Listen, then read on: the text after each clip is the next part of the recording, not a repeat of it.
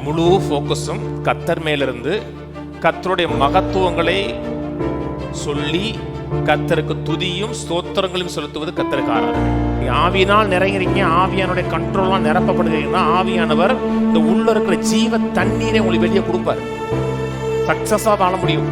தொடர்ந்து ஓடணும், தொடர்ந்து ஜெயிக்கணும்னா அவரோட எந்த அளவுக்கு கனெக்ட் ஆகி அவரோட ஜாயின் பண்ணி இருக்கிறோமோ அந்த அளவுக்கு ரெஃப்ரெஷ் ஆகும், புத்துணர்ச்சி அடைவோம், புது பலன் அடைவோம்.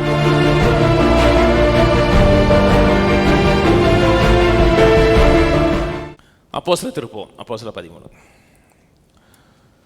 அந்தியோகியா பட்டணத்தில் உள்ள சபையிலே பர்னபாவும் நீகர் எனப்பட்ட சிமியோனும் சிரேனே ஊரானாகிய லூகியும் காற்பங்கு தேசாதிபதியாகிய ஏரோதுடனே கூட வளர்க்கப்பட்ட மனாயினும் சவுலும் தீர்க்கதரிசிகளாயும் போதகர்களாயும் இருந்தார்கள். அவர்கள் கர்த்தருக்கு ஆராதனை செய்து உபவாசித்து கொண்டிருக்கிற பொழுது பர்னபாவையும் சவுலையும் நான் அழைத்த ஊழியத்துக்காக அவர்களை பிரித்து விடுங்கள் என்று பரிசுத்த ஆவியானவர் திருவுளம் பற்றினார். அப்பொழுது உபவாசித்து ஜெபம் பண்ணி அவர்கள் கைகளை வைத்து அவர்களை அனுப்பினார்கள். அப்படியே அவர்கள் பரிசுத்த ஆவியினால் அனுப்பப்பட்டு செலிக்கியா பட்டணத்துக்கு வந்து கப்பல் ஏறி அங்கிருந்து சீப்ரு தீவுக்கு போனார்கள். போன வாரத்திலிருந்து கர்த்தருக்கு ஆராதனை என்று பேசி வருகிறோம். இங்கே சில தேவ மனிதர்கள் சபையில் ஒன்று கூடி கர்த்தருக்கு ஆராதனை செய்து அப்படின்னு இருக்கு. அப்புறம் ஆராதனை செய்து உபவாசித்து கொண்டிருக்கிற பொழுதுன்னு சொல்லப்பட்டிருக்கு. உபவாசித்து கொண்டிருக்க போதுன்னா ஒரு 5 நிமிஷம் உபவாசம் பண்ணாங்க, 10 நிமிஷம் உபவாசம் பண்ணாங்கன்னு கிடையாது. உபவாசம் பண்ணியிருக்கிறாங்கன்னா குறைஞ்சது ஒருவேளை உணவை அவர்கள் தவிர்த்திருக்கணும். ஒருவேளை உணவை தவிர்த்து கர்த்தருடைய சமூகத்தில் இருக்கணும். இல்லைன்னா பல மணி நேரம் கர்த்தருடைய சமூகத்தில் அவர்கள் காத்திருந்து கர்த்தரை துதித்து கர்த்தரை ஆராதித்து அவருடைய முழு கவனத்தையும் எண்ணத்தையும் கர்த்தர் மேலே பதித்திருக்க வேண்டும். அப்பொழுது கர்த்தர் அவர்களோடு பேசுகிறார். சபை சரித்திரத்திலேயே ஒரு சரித்திரத்தை ஏற்படுத்தின ஒரு நிகழ்வு ஏற்படுகிறது. பவுலும் பர்னபாவும் அங்கிருந்து பிரித்து விடப்படுகிறார்கள். ஊழியம் ஸ்டார்ட் ஆக போது பெரிய சபைகள் உருவாகுது. லட்சக்கணக்கான மக்கள் தேவனுடைய ராஜ்யத்தில் சேர்க்கப்படுகிறார்கள். கர்த்தருக்கு ஆராதனை செய்துருக்கு.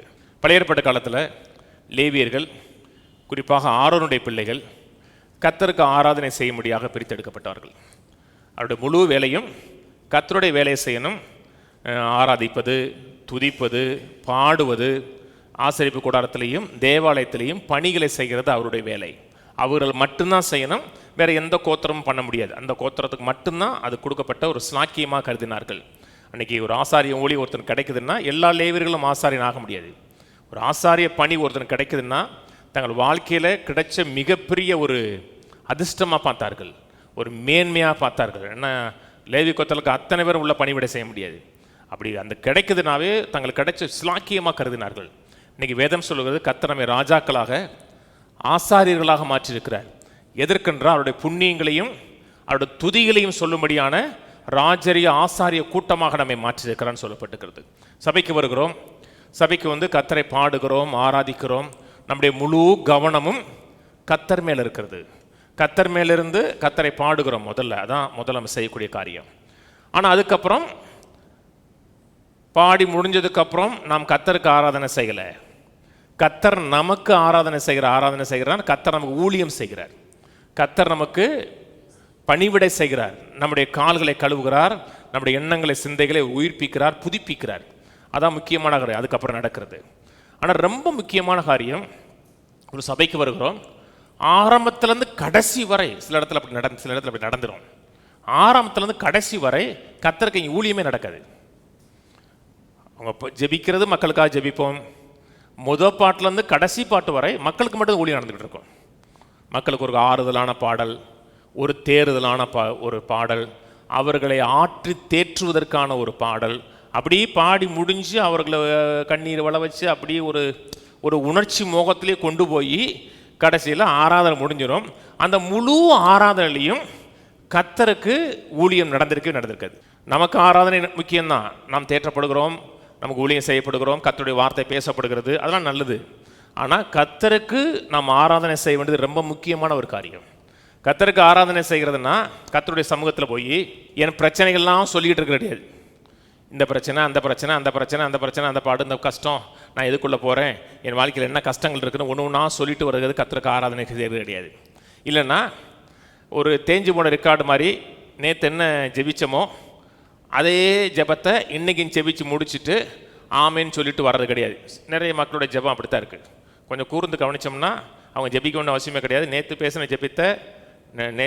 ஜெபித்த ஜெபத்தை ஒரு வாய்ஸ் ரெக்கார்ட் பண்ணிவிட்டு மறுநாள் போட்டு விட்டால் போதும். வேற ஒன்றும் இருக்கா, அப்படி தான் இருக்கும். ஏன்னா அவங்களுக்கு இதே ஒரு கடமை மாதிரி இருக்கும். நம்முடைய விருப்பங்களை நம்முடைய ஆசைகளை கர்த்தருடைய சமூகத்தில் சொல்லிட்டு வர்றது கர்த்தருக்கு ஆராதனை கிடையாது. நம்முடைய முழு ஃபோக்கஸும் கர்த்தர் மேலிருந்து கர்த்தருடைய மகத்துவங்களை சொல்லி கர்த்தருக்கு துதியும் ஸ்தோத்திரங்களையும் செலுத்துவது கர்த்தருக்கு ஆராதனை. அவனுடைய முழு கவனமும் அவங்களோட தேவையின் மேலே இல்லை. அவங்களுடைய என்ன தேவையோ, அவங்களை எதிர்கொள்ள போகிறார்கள், அவருடைய மினிஸ்ட்ரி தேவை என்ன, குடும்ப தேவை, எதையுமே ஃபோக்கஸ் பண்ணல. அவர்கள் கர்த்தருக்கு மினிஸ்ட்ரி பண்ணாருன்னு இருக்கு. ஆங்கிலத்தில் தேர் மினிஸ்ட்ரி அன்டு காட்னு இருக்கு. கர்த்தருக்கு ஊழியம் செய்தார்கள் இருக்கு. அந்த நேரத்தில் கர்த்தர் ஒரு வார்த்தையை பேசுகிற கர்த்தருடைய கைடன்ஸ் வருது. சபைக்கு வர்றது நல்லது, நல்ல பாடல்களை பாடுவது நல்லது. நல்ல பாடல்களை கர்த்தருடைய மகத்துவங்களை துதித்து பாடுகிறதா இருக்கணும். கர்த்தர் யார், அவர் எப்படிப்பட்டவர், அவர் குணாதிசயங்கள் என்ன, அதை சொல்கிறதா இருக்கணும். இல்லாட்டா கர்த்தர் நமக்கு செய்த நன்மைகளுக்கு கர்த்தருக்கு நன்றி சொல்கிறதா இருக்கணும். ஒரு துதி ஆராதனைன்னா பெரும்பாலான பாடுகிற பாடல்கள் அது கர்த்தருடைய மகத்துவங்களை அறிவிக்கிறதா இருக்கணும். இல்லைன்னா கர்த்தர் நமக்கு செய்திருக்கிற நன்மைகளை சொல்லக்கூடியதாக இருக்கணும். சில நேரத்தில் விசுவாச பாடல்கள் பாடுறோம். நாம் பாடுகிற பாடல்கள் நம்முடைய விசுவாசத்தை தூண்டிவிடக்கூடிய பாடல்கள் பாடுறோம். நல்லது, தப்பு இல்லை. ஆனால் பிரதானமாக பாடக்கூடிய பாடல் என்னவா இருக்கும் என்றால், ஒரு ஆராதனையில் ஒரு கொஞ்சம் நேரமாச்சும் நம்முடைய முழு கவனமும் முழு சிந்தையும் கர்த்தர் மேலே இருக்கணும். அப்படி கர்த்தர் மேலே இருக்கும் பொழுது கர்த்தர் நம்மோடு பேசுவது, கர்த்தர் நம்மோடு உறவாடுவது ரொம்ப எளிதாக இருக்கணும். இது 5 பேர் மட்டும் இல்லை, நிச்சயமாகவே சபை காங்கிரிகேஷன் கூடியிருக்கும். நம்முடைய லீடர்ஸ் பேர் மட்டும் தான் சொல்லப்படுகிறது. அவங்க தனித்தனியாக வீட்டிலே உட்காந்து பைபிள் வச்சிருக்கலாம், கர்த்தர் பேசுவார். ஆனால் அவர்கள் ஒன்று கூடி ஒரே மனதோடு கர்த்தரை துதிக்கிறார்கள், கர்த்தர் பேசுகிறார். அதுக்கப்புறம் அவர்கள் கர்த்தரால் அனுப்பப்படுகிறார்கள். அவர்களால் அனுப்பப்பட கிடையாது, கர்த்தரால் அனுப்பப்படுகிறார். கர்த்தரால் அனுப்பப்படுகிறவர்கள் தான் அப்பாசல்ங்கிறோம். நோக்கத்தோடு கர்த்தரால் அனுப்பப்படுகிறவர்கள், தேவனால் அனுப்பப்படுகிறவர்கள். அப்பாசல்ங்கிறோம் இல்லையா, அனுப்பப்பட்டவர்கள், தேவனோட நோக்கத்தை நிறைவேற்றுங்க அனுப்பப்பட்டவர்கள். பெரிய காரியம் நடக்குது. எப்படி நடக்குதுன்னா, அவர்கள் நேரம் செலவழித்து பாடினார்கள். நீங்கள் மக்களுக்கு 1/2 மணி நேரத்துக்கு மேலே சர்ச்சில் இருக்க முடியாது. சிலருக்கலாம் ஷார்ட் அண்ட் ஸ்வீட்டாக முடிச்சிடணும். அப்படியே அப்படி போனோமா அது வந்தமான்னு இருக்கணும். சில இதை சொல்லுவேன் இல்லையா, அந்த கடையில் தோசை போடுறது மாதிரி இருக்கணும். கடையில் தோசை போடுறது நம்ம ஒரு தோசை வீட்டில் போடுறதுக்குள்ளே கடையில் 4 தோசை போட்டுருவான். கல் சூடாக இருக்கும், சர்ன்னு போடுவான். போட்டு 2 நிமிஷத்துல அடுத்த தோசை ஊற்றும்போது இந்த தோசையை மடிக்கிடுவான். அப்படி தான் சர்ச் இருக்கணும். சர்ச்சு போனோமா ஷார்ட் அண்ட் ஸ்வீட்டாக ஒரு பிரசங்கம் பண்ணாரா, அப்படி தான் இருக்கணும். ஆனால் மக்களுக்கு கிரிக்கெட் பார்க்குறதுக்கு 8 மணி நேரம் இருக்கும். 8 மணி நேரம் அதெல்லாம் இருக்கும். 8 மணி நேரம் இருக்கும். IPL பார்க்குறதுக்கு 4 மணி நேரம் இருக்கும். கபடி பார்க்குறதுக்கு நேரம் இருக்கும். எல்லாத்துக்கும் நேரம் இருக்கும். ஆனால் கர்த்தருடைய சமூகத்தில் ஒரு செலுத்துவதற்கு நேரம் இருக்காது. அப்படின்னா கர்த்தர் நம்மளோட பேசுவதற்கு நம்மளால் அண்டர்ஸ்டாண்ட் பண்ண முடியாது, புரிந்து கொள்ள முடியாது. எபேசியர் போவோம். எபேசியர் 5:18 போடுவோம். துன்மார்க்கத்திற்கு ஏதுவான மதுவான வெறி கொள்ளாமல் ஆவியினால் நிறைந்து சங்கீதங்களினாலும் கீர்த்தனைகளினாலும் ஞான பாட்டுகளினாலும் ஒருவருக்கொருவர் புத்தி சொல்லிக்கொண்டு உங்கள் இருதயங்களில் கர்த்தரை பாடி கீர்த்தனம் பண்ணி நம்முடைய கர்த்தராகிய இயேசு கிறிஸ்துவின் நாமத்தினாலே எப்பொழுதும் எல்லாவற்றுக்காகவும் பிதாவாகிய தேவனை ஸ்தோத்தரித்து. அதுக்கப்புறம் திருமண காரியங்களை குறித்து பேசுகிறார். சபையில் முக்கியமான ஒரு காரியம் சொல்கிறார், பரிசுத்தாவியினால் நிறைந்துங்கிறார். துன்மார்க்கத்துக்கு ஏதுவான மதுவான வெறி கொள்ளாமல் ஒரு கட்டளையாக சொல்கிறார். குடிக்காதீங்க, குடியில் நிரம்பாதீங்க, ஆவியில் நிரம்புங்கிறார். அதாவது இதுக்கு முன்னாடி ஒரு பிரசங்கத்தில் சொல்லியிருக்கேன், ஒரு மனிதன் குடிச்சிருக்கான்னா அந்த போதை தான் அவனை கண்ட்ரோல் பண்ணும். சில நேரத்தில் குடிச்சிட்டு பேசுகிறாங்க தெரியுமா, குடிச்சிட்டு ஏதாச்சும் பேசிட்டு தப்பாக நினச்சிக்காதீங்க போதையில் பேசிட்டாங்கிறாங்க. பார்த்தீங்கன்னா போதையில் பேசிட்டாங்கன்னா அவன் தன் நிலையில் கிடையாது, அவனை அந்த போதை கண்ட்ரோல் பண்ணுது. அதே மாதிரி ஒரு மனிதன் ஆவியினால் நிரம்புகிறான் என்றால் அவன் சுயத்தினால் நடத்தப்படலை, ஆவியானவரை கண்ட்ரோல் பண்ணி நடத்துகிறார். ஆவியான கண்ட்ரோல் பண்ணி ஆவியானுடைய கட்டுப்பாட்டுக்களால் அவன் நடத்தப்படுகிறான். அதனால் அந்த ஆவியில் நிறைந்துன்னு இருக்கு. கிறிஸ்தவ வாழ்க்கைங்கிறது கஷ்டமான வாழ்க்கை கிடையாது. கிறிஸ்தவ வாழ்க்கை வாழ்கிறது இம்பாசிபிள். கிறிஸ்தவ வாழ்க்கை வாழ்கிறது கஷ்டம் இல்லை, கிறிஸ்தவ வாழ்க்கை வாழ்கிறது ரொம்ப கூடாத காரியம். உன் சத்துருவை சிநேகி அப்படிங்கிறது கஷ்டம் தெரியுமா? சத்துருவை 4 அரைனா ஈஸி. சத்துருவை சிநேகி அப்படின்னா அது கஷ்டம் இல்லை, கூடாத காரியம் அது. அதனால தான் ஆவியானுடைய உதவி நமக்கு அவசியம். நானும் ரசிக்கப்படாத தேவனை அறியாத ஒரு பின்னணியில் வந்தவன் தான். எனக்குள்ளே ஆவியான வந்ததுக்கப்புறம் தான் என் வாழ்க்கை மாற ஆரம்பிச்சு. முழுக்க மாறலை, ஆனால் நிறைய மாறி இருக்கு. நிறைய மாறி இருக்குன்னா நிறைய மாறி இருக்கும். மாற்றம், அந்த மாற்றத்தை கொடுத்தது ஆவியானவர். ஒரு காலத்தில் 4 பேருக்கு சுவிசேஷம் சொல்லுவதற்கு, கூட்டமாக சொல்வதற்கு பயப்படுவேன். ஒரு சபையில் ஒரு சாட்சி சொல்லுவதற்கு பயப்படுவேன். இன்றைக்கி அந்த பலத்தை கொடுத்தது கர்த்தர், அந்த சத்துவத்தை கொடுத்தது கர்த்தர். அதான் கிறிஸ்தவ வாழ்க்கையில் ரொம்ப முக்கியம். ஆவியானுடைய உதவி, ஆவியானுடைய ஒத்தாசை. ஆவியானுடைய உதவி ஒத்தாசை இல்லை என்றால் இந்த கிறிஸ்தவ வாழ்க்கையை வாழவே முடியாது. அதனால தான் துன்மார்க்கத்துக்கு ஏதுவான மதுவான வெறி கொள்ளாமல் ஆவியினாலே நிறைந்துன்னு இருக்கு. ஆவியான நிறைந்துன்னா ஆவியானுடைய முழு கட்டுப்பாட்டுக்குள்ளே இருப்பது. நமக்குள்ள ஒரு புது மனுஷன் இருக்கான். இந்த மனுஷன் தேவ சாயலாகவே உருவாக்கப்பட்டான் இருக்கு. தேவன் எப்படி இருக்கிறாரோ அப்படியே ஆவி மனுஷன் இருக்கிறான்.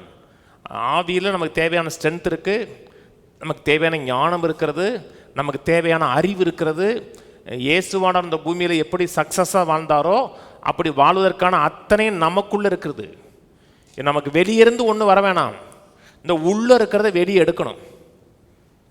நான் சொல்கிறது புரியுதுங்களா? நீங்கள் ஆவியினால் நிறைகிறீங்க, ஆவியானுடைய கண்ட்ரோலாக நிரப்பப்படுகிறீங்கன்னா ஆவியானவர் இந்த உள்ளே இருக்கிற ஜீவ தண்ணீரை உங்களுக்கு வெளியே கொடுப்பார். சக்ஸஸாக வாழ முடியும். ஆவியினால் நிறைந்த வாழ்க்கைங்கிறதுனா அந்நிய பாஷை பேசிட்டு உருண்டு போகிற வாழ்க்கை இல்லை. முழுக்க முழுக்க ஆவி மனிதனுடைய ஆதிக்கத்தின் வாழக்கூடிய வாழ்க்கை. அந்த வாழ்க்கையில் குறைவு இருக்காது, அந்த வாழ்க்கையில் தோல்வி இருக்காது, அந்த வாழ்க்கை சக்ஸஸாக இருக்கும். நான் சொன்னது புரியுதுங்களா? உள்ள என்னவா இருக்கிறோமோ அந்த உள்ள இருக்கிறத வெளியே கொண்டு வருகிறோம். அதான் கிறிஸ்தவ வாழ்க்கை. உன்னை உருவாக்கலை, ஆண்டவரே தாங்க தாங்கன்னு கெஞ்சலை, உள்ள இருக்கிறதை வெளியே கொண்டு வர்றோம். உள்ளே கொண்டு வரதை சக்ஸஸ் சொல்கிறோம். அதுக்கு தான் மனம் புதிதாகிறதுனாலே மறுரூபமாங்கன்னு இருக்கு. ஆவியானுடைய பணி என்ன? ஆவியானுடைய தான் முக்கியமான வேலை. இங்கே வாசிப்போம், யோவான் 14 திருப்போம் 26. என் நாமத்தினால பிதா அனுப்ப போகிற பரிசுத்தாவியாகிய தேற்றவாளனே எல்லாவற்றையும் உங்களுக்கு போதித்து நான் உங்களுக்கு சொன்ன எல்லாவற்றையும் உங்களுக்கு நினைப்பூட்டுவார். ஆவியானுடைய பிரதானமான காரியம் அவர் நமக்குள்ள என்ன சொன்னாரோ, என்ன நமக்குள்ள வைத்திருக்கிறாரோ, வைத்திருக்கிற காரியத்தை நினைப்பூட்டுகிறது. கிறிஸ்தவ வாழ்க்கைங்கிறது அதாவது சேஞ்சு லைஃப் கிடையாது, மாடுகிற லைஃப் கிடையாது. கிறிஸ்தவ வாழ்க்கைங்கிறது எக்ஸ்சேஞ்ச் லைஃப். கர்த்தரே நமக்குள்ள இருந்து அவரே நம்மை மாற்றுவது. நான் மாறுறது கிடையாது, நீ மாறும் கிடையாது. கிறிஸ்தவ வாழ்க்கைங்கிறது அவரே நமக்குள்ள இருந்து அவருடைய சாயலாக நம்மை மாற்றுவது. அதான் கிறிஸ்தவ வாழ்க்கை. அந்த மாற்றம் எப்படி நடக்குது? ஆவியானவர் மாற்றார். ஆவியானவர் அந்த மாற்றத்தையும் அந்த மறுரூபத்தை நமக்குள்ள இருந்து மாற்றுகிறார். அதனால தான் சொன்ன துன்மார்க்கத்துக்கு ஏதுவான மதுவான வெறி கொள்ளாமல் ஆவியினால் நிறைந்து. ஆவியினால் நிறைந்துன்னா எப்போ ஆவியினால் நிறைஞ்சிங்கன்னா சர்ச்சுக்கு போகும்போது நிறையது கிடையாது, சர்ச்சில் போய் வேகமாக கொட்டடிக்கும் போது நிறையது கிடையாது. ஆவியினால் நிறைந்துன்னா எப்போவுமே நிறைஞ்சி நிற்கிது. ஒரு குடம் நிறைஞ்சிருக்குதுன்னு என்ன அர்த்தம்? நிறைந்துன்னா அது ஒரு லைஃப் லாங்காக நடக்கக்கூடிய ஒரு சம்பவம். அப்போல்லாம் லைஃப் லாங்காக ஆவியானவருடைய ஆதிக்கத்தின் கீழ் இருக்கணும், ஆவியானுடைய கண்ட்ரோலில் இருக்கணும். ஆவியானவர் என்னை நடத்தணும். அப்படி நடத்தப்படுகிற வாழ்க்கை தான் வெற்றிகரமான வாழ்க்கை. ஆவியானுடைய பணி என்னங்க? கிறிஸ்துவை மகிமைப்படுத்துகிறதுங்க. நீங்களும் உங்கள் துதியில், உங்கள் ஸ்தோத்திரத்தில் கிறிஸ்துவை மகிமைப்படுத்துகிறீங்கன்னா ஆவியானோ அந்த இடத்துல ஈஸியாக ஃப்ளோ ஆவார். அப்படியே அங்கே போய் நம்மை மகிமைப்படுத்தக்கூடாது. நம்முடைய வீர தீர பராக்கிரமங்களை சொல்கிறது ஊழியம் கிடையாது. ஏசு எப்படிப்பட்டவர், குணாதிசயம் என்ன, அவர் நம்ம என்ன செய்திருக்கிறார், அதை சொல்ல சொல்ல ஆவியானவர் இங்கே இடத்துல ஃப்ளோ ஆக முடியும். வேதம் சொல்லுது இல்லையா, பரிசுத்த ஆவியை துக்கப்படுத்தாதுன்னு இருக்கு இல்லையா. எப்போ துக்கப்படுறார்? நீங்கள் அவரை சார்ந்து கொள்ளாமல் உங்களை சார்ந்து கொண்டீங்கன்னா துக்கப்படுவார். அவரை நம்பாமல் முழுக்க முழுக்க மாம்சத்தை நம்புகிறோன்னு வச்சுங்களேன், துக்கப்படுவார். மாம்சத்தை நம்புகிறவன் துதிக்க மாட்டான். மாம்சத்தை நம்புகிறவன் கர்த்தருக்கு ஆராதனை செலுத்த மாட்டான். சபைக்கு வருகிறவன், ஆண்டவர் நீ நல்லவர், நீ அற்புதமானவர், நீ அதிசயமானவர், நீ எங்களை ஆசீர்வதித்திருக்கிறீர், எங்களை உயர்த்திருக்கிறீர், உங்களுடைய கிருபைக்காக நன்றின்னு அவருடைய புண்ணியங்களை சொல்ல சொல்ல சொல்ல ஆவியானவருடைய செயல்பாடுகள் வெளிப்பட ஆரம்பிக்கும். என்ன ஆவியானவருடைய வேலை என்ன? கிறிஸ்துவை மகிமைப்படுத்துவது. எப்பப்பெல்லாம் வாயினாலே துதியினாலே ஸ்தோத்திரங்களினாலே கிறிஸ்துவை மகிமைப்படுத்துகிறோமோ அப்பொழுது ஆவியானவர் அந்த இடத்துல வெளிப்பட ஆரம்பிப்பார். அதெல்லாம் சபையில் பாடுற பாட்டு முக்கியம். எத்தனையோ பாட்டு, நல்ல நல்ல பாட்டெலாம் இருக்கும், கேட்குறதுக்கு இனிமையாக இருக்கும். சர்ச்சில் பாடவே முடியாது தெரியுமா? அது பாட்டு, அது கிறிஸ்தவ பாட்டே கிடையாதுங்க. எத்தனையோ பாட்டுகள், என்னை கைவிடாதீரும் நாதான் இருக்கா, கேட்க நல்லா இருக்கா? ஆவியானவர் வேலை செய்வார். ஆவியானவர் துக்கப்படுவார். ஆவியானவர் சொன்னார், உன்னை விட்டு விலகுவதும் இல்லை அப்படின்னு. அவர் சொன்ன வார்த்தைக்கு விரோதமாக நீ என்ன பாடினாலும் ஆவியானவர் மூவ் ஆக மாட்டார். எத்தனை பாட்டுகள், என்னை மறந்துடாதீங்க, நீங்கள் மறந்தா நான் எங்கே போவேன் இருக்குல்லங்க. எத்தனை ஆறாவதுல மிடில் பாடுவாங்க அந்த பாட்டை தெரியுமா? பாடினோட மக்கள் அப்படி உணர்ந்து பாடுவாங்க அந்த பாட்டை. அது கர்த்தருக்கு ஊழியமே சேர கிடையாதுங்க, கர்த்தரை அவமானப்படுத்துறதுங்க. நான் சொன்னது புரியுதுங்களா? பாட்டு பாடுறதில்ல, கவிதை பாடுறதில்ல, கர்த்தரை துதிக்கிறது, அவருடைய மகத்துவங்களை சொல்றது. ஆண்டவரே என்னை கழுவுங்க, என்னை சுத்தி எறிங்க, என்னை சுட்டறிங்கன்னா நீங்கள் புதிய ஏற்பாட்டில் இல்லை, பழைய ஏற்பாட்டுக்கு போயிட்டீங்க. பழைய ஏற்பாட்டில் போய் பாவத்தை சுட்டரிக்கணும், அப்புறம் கழுவணும், அப்புறம் உள்ளே போகணும். இங்கே கழுவுறது சுட்டரிக்கிறது இல்லை, டைரக்டாக இன்னர் சேம்பரில் நிற்கிறோம் போனோன்னே. நான் சொன்னது புரியுதுங்களா? எல்லா ஆராதனையும் ஆராதனை கிடையாது. அது கேட்க இனிமையாக இருக்கும், ஆனால் அது ஆராதனை கிடையாது. நாங்கள் எத்தனை பாடல்களை அப்படியே ஃபுல்லாக மாற்றிருக்கோம். டியூன் மட்டும்தான் அவங்க டியூனு, வரி ஃபுல்லாக நம்ம வரி. டியூனுக்கு சொந்தக்காரர் அவர், வரிக்கு சொந்தக்காரர் நாம. ஏன்னா அந்த டியூன் நல்லது, வரி பரலோகத்தை சந்தோஷப்படுத்தாது. ஆராதனை எல்லாம் ஆராதனை கிடையாதுங்க. என்னை அப்படியே சுரண்டி வர்றது ஆராதனை கிடையாது. சிலருக்குலாம் அந்த அடியே தடவி கொடுத்தோம்னா நல்லா இருக்கும். இதமாக இருந்துச்சுல, இதமாக இருந்துச்சு. கர்த்தருக்கு ஆராதனை பண்ணிங்களா? கர்த்தரை மகிமைப்படுத்தினீங்களா? ஆண்டவரை ஆசீர்வதிச்சிருக்கீங்க, உன்னதத்தில் சகல ஆசீர்வாதத்தில் ஆசீர்வதிச்சிருக்கீங்க. குறைவு இருக்கலாம், கஷ்டம் இருக்கலாம், கடன் இருக்கலாம். அந்த நேரத்தில் சொல்லுங்கள், நீங்கள் எதை சொன்னீங்களோ அது உங்கள் வாழ்க்கையில் வெளிப்படுவதற்கு ஆவியான உதவி செய்வார். ஏன்னா கிறிஸ்துவோடைய கிரியில் சொல்கிறீங்க, அவர் மீட்பில் என்ன செய்தாரோ அதை சொல்கிறீங்க. அப்படி சொல்லும் போது தான் கர்த்தர் மகிமைப்படுவார். வேதம் சொல்லுகிறது, பிதாவை தொழுது கொள்ளுவர்கள் ஆவியோடும் உண்மையோடும். ஆவியோடு இருக்கணும். நீங்கள் பாடுற பாட்டில் ட்ரூத் இருக்கணும், சத்தியம் இருக்கணும், கவிதை இருக்கக்கூடாது, சத்தியம் இருக்கணும். அவங்க கேட்டாங்க, போனாங்க, சக்ஸஸான மினிஸ்ட்ரி. எப்படி சக்ஸஸ்? ஆராதிச்சாங்க, கேட்டார்கள், போனார்கள், சாதிச்சார்கள். அதான் கீ. முதல்ல ஆராதனை, நேரம் ஒதுக்கி ஆராதனை. 10 நிமிஷம் இல்லை, அரை மணி நேரம் இல்லை, கர்த்தர் பேசுகிறவரை காத்திருக்கிறது. அப்போஸ்தலர் 3:19. ஆனபடினாலே கர்த்தருடைய சன்னிதானத்திலிருந்து இளைப்பாறுதலின் காலங்கள் வரும்படிக்கு முன்னே குறிக்கப்பட்ட இயேசு கிறிஸ்துவை அவர் உங்களிடத்தில் அனுப்பும்படிக்கும். ஒரு காரியம் எடுத்த உடனே, கர்த்தருடைய ஆனபடினால கர்த்தருடைய சன்னிதானத்திலிருந்து இளைப்பாறுதலின் காலங்கள் வரும்படிக்கு. எளிமையாக சொல்லணும்னா, கர்த்தருடைய பிரசன்னத்தில் இளைப்பாறுதல் வருது. கர்த்தருடைய பிரசன்னத்தில், சன்னிதானம்னா கர்த்தருடைய பிரசன்னத்தில், கர்த்தருடைய பிரசன்னத்தில் இளைப்பாறுதல் வருது, ரெஃப்ரெஷ் வருது, ஒரு புத்துணர்ச்சி வருகிறது.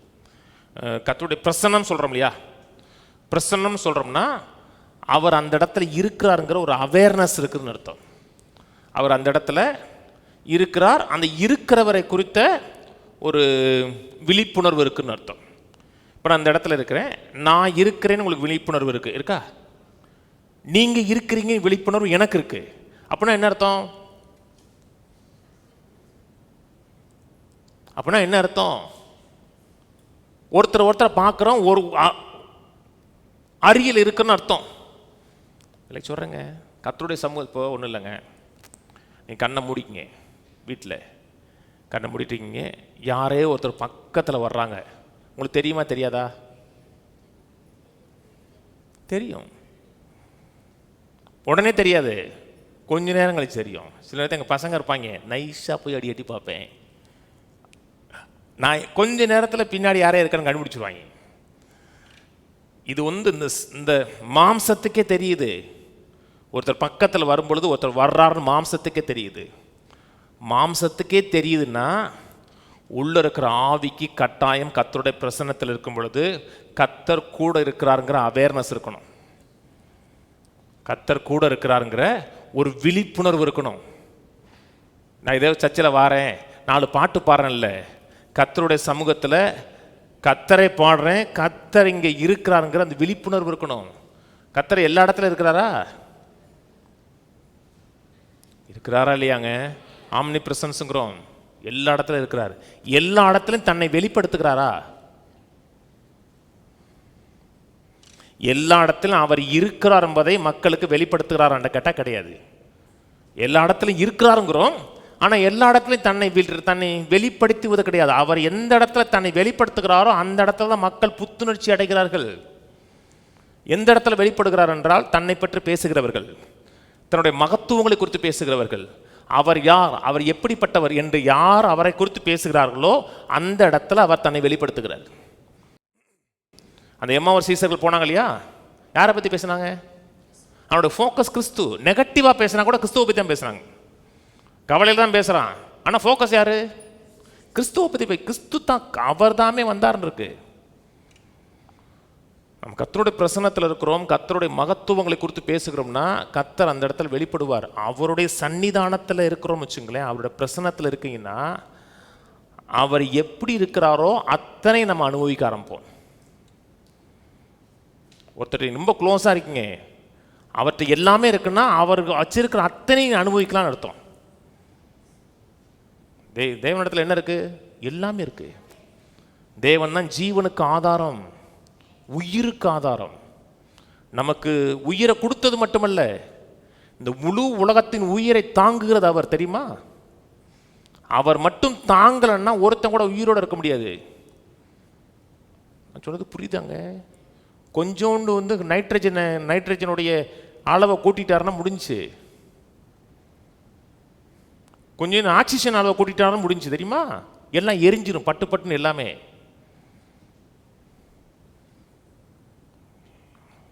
புரியுதா?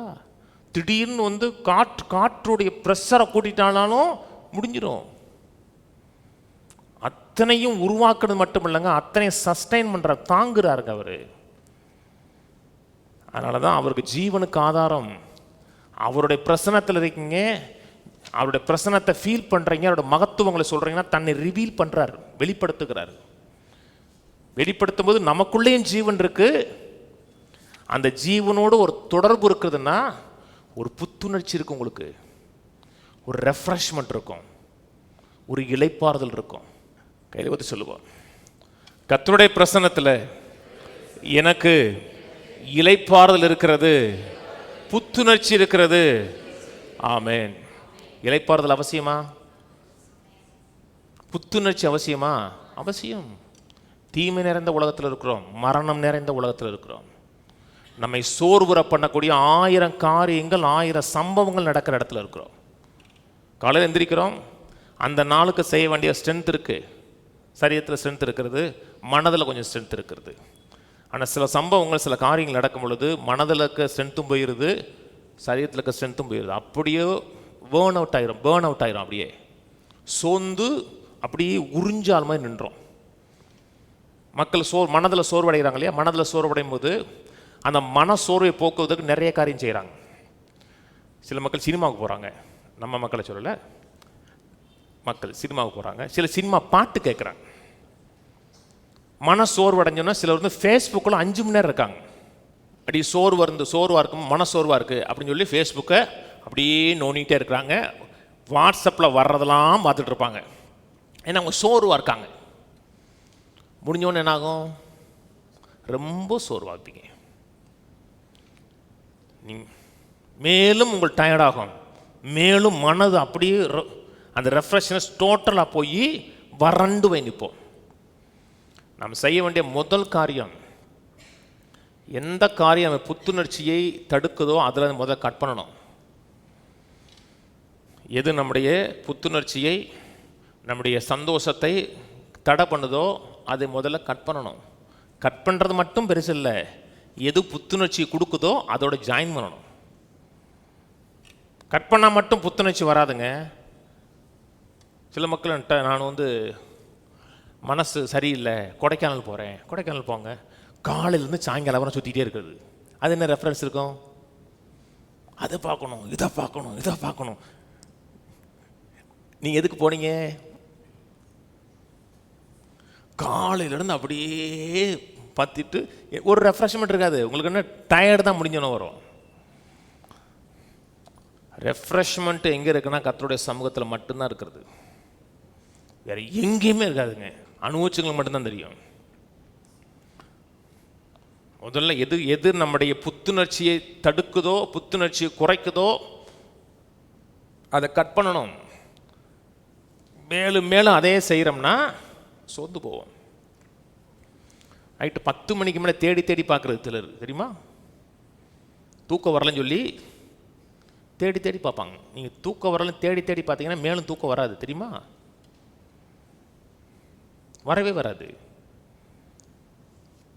டயர்டாக இருக்குது, தூக்கம் வரல. தூக்கம் வரலன்னு என்ன செய்யணும்?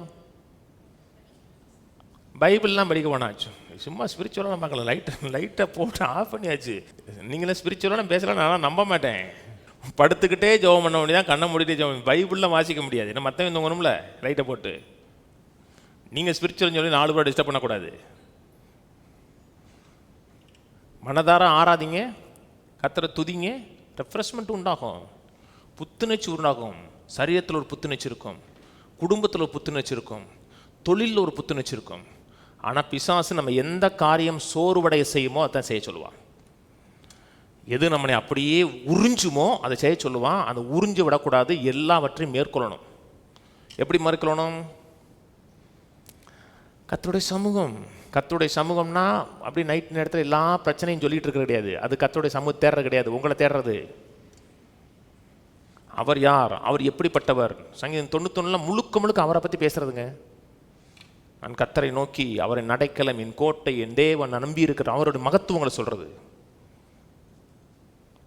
நான் சொல்றது புரியுதுங்களா? ஆண்டவர் சொன்னாரு, நீங்கள் என்னிலும் என் வார்த்தை உங்களில் நிலைத்திருந்தான்னா அப்படியே ஒட்டிக்கிட்டு இருக்கிறது. கர்த்தரை சிந்திப்பது, ஃபோக்கஸ் கர்த்தர் மேலே இருப்பது. கர்த்தரை சிந்திச்சு கர்த்தர் மேலே ஃபோக்கஸ் உள்ள ஆளாக இருந்தோம்னா உள்ள ஒரு ரெஃப்ரெஷ்மெண்ட் இருக்கும், ஒரு புத்துணர்ச்சி இருக்கும். கொஞ்ச நேரத்தில் வருங்க. நானும் வச்சுருக்கேங்க, நைட் 2 மணி நேரம் தூங்கிட்டுலாம் ஸ்டேஜ் ஏறி இருக்கேன். 2 மணி நேரம் தான் தூங்கியிருக்கேன். இங்கே வரும்போது என் முகத்தில் ஒரு டயர்ட் இருக்காது. ஏன் தெரியுமா? அதான் ரெஃப்ரெஷ் ஆகிறது. இங்கே கர்த்தருடைய சமூகத்தில் நீங்கள் அவரோட கனெக்ட் ஆகுறீங்கள, அப்போ வந்து உங்களுடைய மைண்டு ரெஃப்ரெஷ் ஆகும். மைண்டு புத்துணர்ச்சி அடையும் போது, ரிவைவ் ஆகும்போது சரீரமும் ரிவைவ் ஆயிடும். ஏசியா போவோம். ஏசியா 40:28. பூமியின் கடாயாந்திரங்களை சிருஷ்டித்த கர்த்தராகிய அநாதி தேவன் சோர்ந்து போவதும் இல்லை, இலைப்படைவதும் இல்லை. இது நீ அறியாயோ, இது நீ கேட்டதில்லையோ? அவருடைய புத்தி ஆராய்ந்து முடியாது. தேவன் ஒரு நாள் கூட டயர்டாகிறது கிடையாது. நம்ம ஒரு பீரியட் ஆஃப் டயத்தில் டயர்டாகிடுவோம். ஒருத்தர் வந்து காலைல 1 மணி நேரம் பேசுகிறாரு உங்கள்கிட்ட, சாயங்காலம் ஃபோன் பண்ணாருன்னா ஃபோனை எடுக்க மாட்டேன். நான்லாம் என்ன காலையில் 1 மணி நேரம் பேசி டயர்டாகிருக்காமே. ஆனால் கத்தர்கிட்ட நீங்கள் காலையில் 1 மணி நேரம் பேசினா கூட சாயங்காலம் 1.5 மணி நேரம் பேசினா கூட கேட்பார் தெரியுமா. டயர்டாக மாட்டார் அவர். நீனாப்பா அப்படிங்க மாட்டார். நீ எத்தனை முறை போனாலும் கத்தர் டயர்டாவது கிடையாது. அதெல்லாம் சொல்கிறாரு, பூமியின் கடாதங்களை சிருஷ்டித்த கத்தராகிய அனாதி தேவன் சோர்ந்து போவதும் இல்லை, இலைப்படைவதும் இல்லை. இதை நீ அறியாயோ, இதை நீ கேட்டதில்லையோ. அவருடைய புத்தி சர்வத்தையும் படைச்சாருங்க. சர்வத்தையும் படைச்சதும் இல்லை, சர்வத்தை ஒவ்வொரு நாளும் தாங்குகிறார். ஒவ்வொரு செகண்டும் தாங்குறார் தெரியுமா. ஒவ்வொரு செகண்ட். அவர் ஒரு செகண்ட் டயர்ட் ஆகிட்டாருன்னா பூமி கொலாப்ஸ் ஆயிடுச்சு. அப்போ அவருக்கு எவ்வளோ ஸ்ட்ரென்த் வேணும். காலையிலேருந்து சாயங்காலம் ஒரு 5 மணி நேரம் வேலை பாங்க, என்ன ஆகும்? பாடி சோர்ந்துடும், மைண்டும் சோர்ந்துடும். இன்னும் இஸ்ரவேலை காக்கிற உறங்குவதும் இல்லை தூங்குவதும் இல்லைன்னா எப்போ பார்த்தாலும் ஃப்ரெஷ்ஷாக இருக்கிறாரு, ரெஃப்ரெஷ்ஷாகவும் இருக்கிறாரு. சோர்ந்து போகலை, களைப்படைவதில்லைன்னா அப்போ பவர் சோர்ஸ் அவர். சொன்னது புரியுதுங்களா? ஒரு பவர் பேங்க்கு மாதிரி. பவர் பேங்கை கூட நீங்கள் ரீசார்ஜ் சார்ஜ் பண்ணணும், அது சார்ஜ் தேவையில்லை. அவர் தான் சோர்ஸே. சோர்ஸுக்கு மேலே ஒன்றும் கிடையாதுங்க, அவர் தான் ஆதாரம். இப்போ எனக்கு ஸ்ட்ரென்த் வேணும்னு என்ன செய்யணும்? அவரோட கனெக்ட் ஆகணும். நான் அவர்கிட்ட எவ்வளோ தூரம் யார் கனெக்ட் ஆனால் கூட அவர் பலவீனம் அடைய மாட்டார். தொடர்ந்து ஓடணும், தொடர்ந்து ஜெயிக்கணும்னா அவரோட எந்த அளவுக்கு கனெக்ட் ஆகி அவரோட ஜாயின் பண்ணி இருக்கிறோமோ அந்த அளவுக்கு ரெஃப்ரெஷ் ஆகும், புத்துணர்ச்சி அடைவோம், புது பலன் அடைவோம். இந்த ஏர்ஃபோர்ஸில் ரொம்ப நாளைக்கு முன்னாடி செஞ்சுருக்காங்க. இந்த போர் விமானங்கள் இருக்குது பார்த்தீங்களா, போர் விமானங்கள் ஒவ்வொரு முறையும் கீழே ஃபியூல் நிரப்பாது. ஒரு இடத்துல போயிட்டு இருக்காங்க, அடிச்சுக்கிட்டு இருக்காங்கன்னா ஃபியூல் குறைஞ்சிருச்சுன்னா வானத்திலே ஃபியூலை நிரப்புவாங்க. தெரியல? தெரியுமா தெரியாதாங்க? வானத்தில் நிரப்புவாங்க. வானத்திலேயே பெரிய ஒரு ஃபியூல் டேங்கர் வச்சுருக்கிற ஒரு ஏரோப்ளேன் மேலே போய்க்கும், அதிலிருந்து பைப்பை கொடுத்து இதில் அப்படி நிரப்புவான். நிரப்பின உடனே இது நிரம்பிட்டு திரும்பி எதிரியோட போய் அட்டாக் பண்ண போகும். எப்பப்பெல்லாம் இதில் ஃபீல் குறையுதோ என்ன செய்யணும்னா அந்த ஏரோப்ளேனோட அண்டரில் போயிடணும். அந்த ஏரோப்ளேன் அண்டரில் போச்சுன்னா அதுலேருந்து நிரப்பிடலாம். எப்பப்பெல்லாம் சோர்வாக இருக்கிறது மாதிரி நினைக்கிறோமோ சுருண்டு படக்கூடாது. கர்த்தருடைய பிரசன்னத்தில் போகணும், கர்த்தரை துதிக்கணும், குறை சொல்லிக்கிட்டு இருக்கக்கூடாது. என் வாழ்க்கையில் கஷ்டம் தெரியுமா ஆண்டவரே, நான் எவ்வளோ வேதனைக்கும் தெரியுமா ஆண்டவரேன்னு அப்படியே மூஞ்சிலாம் வீங்கி வரக்கூடாது. அழுகிறது, போய் அழுன்னு அழுகிறது, அது ரெஃப்ரெஷ் ஆகாதுங்க.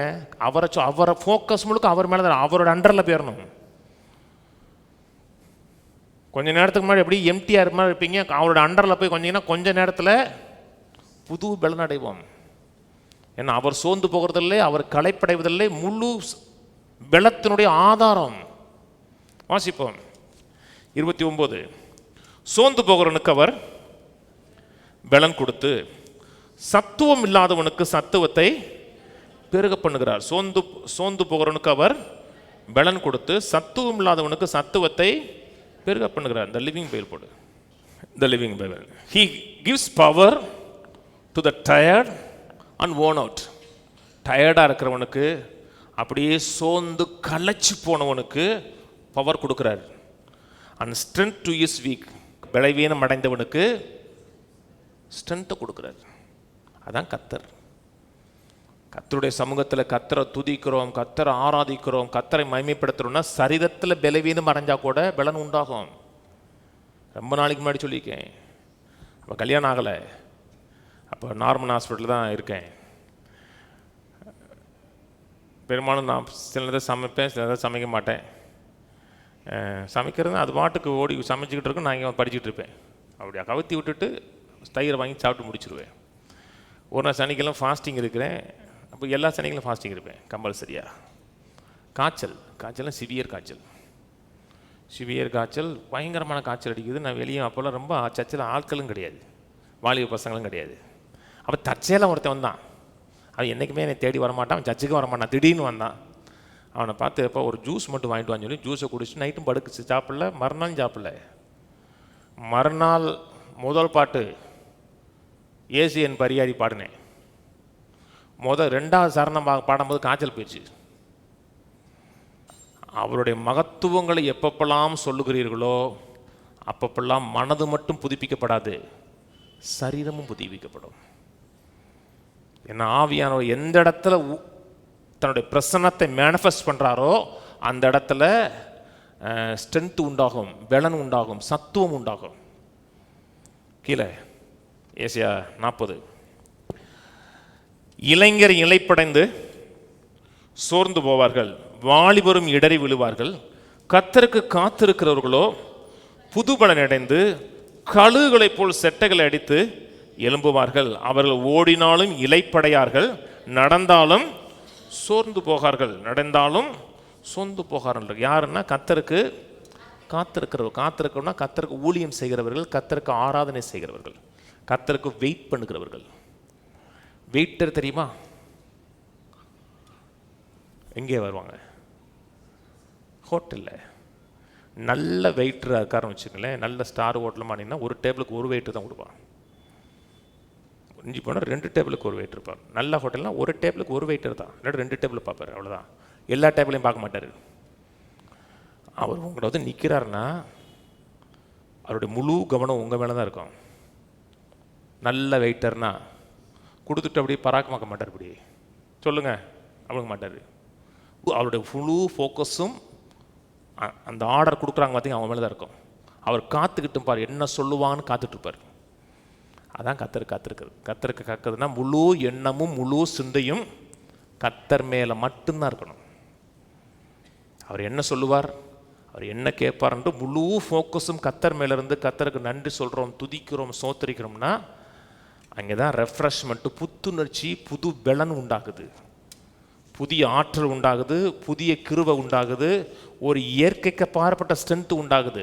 எப்பன்னா கர்த்தர் காத்திருக்கும் போது தான். வண்டி ஓட்டுறீங்க இல்லையா, கார் ஓட்டுறீங்கன்னு வச்சுங்களேன். கார் ஓட்டும் போது இப்போ வர காரெல்லாம் மிச்சம் எவ்வளோ தூரம் ஓட்டலான்னு காமிச்சிடும். இன்னும் எவ்வளோ தூரம் ஃபீல் வரும்னு காமிக்கும். இவ்வளோ தூரத்தை தான் ஃபீல் வரும் அப்படின்னு வரும். அது வர ஓட்டிகிட்டே இருக்கக்கூடாது.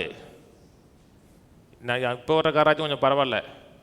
இப்போ வர காரில் வந்து காமிக்கும் நான் 50 கிலோமீட்டர் ஓட்டலான்னு காமிக்கும். அப்படியே குறைஞ்சிட்டே வரும்.